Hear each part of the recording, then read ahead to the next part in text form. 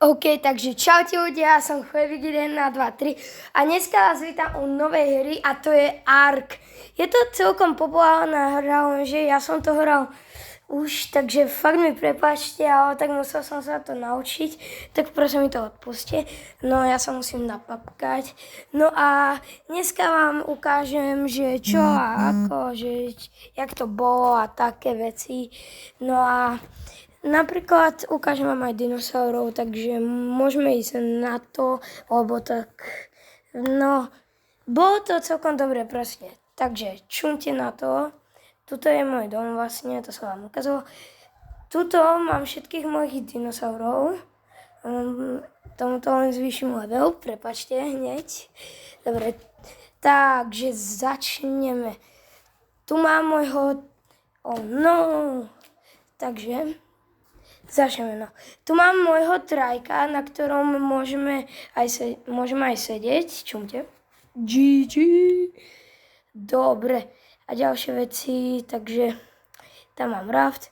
Hej ľudia, povedzte mi do komentárov, ako získať pteranodon sedlo, na akom obli to je. Lebo pozrite, toto je môj pteranodon, ale na ňo to sedlo nemám. Toto je môj parasík, na ktorom tiež mám sedlo, no ale on je animovaný a že to bol môj prvý dinosaur. Tuto som si ja urobil armádu dilfosaurov a dodov. A tuto je moja korytnačka. Dobre, to by sme mali. Tuto máme môj raftík, na ktorom si môžeme raz urobiť aj videjko, no ešte teraz nie.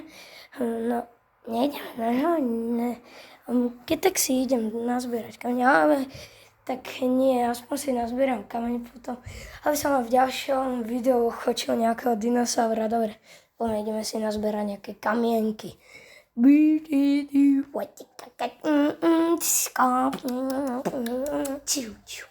OK, nazbierame.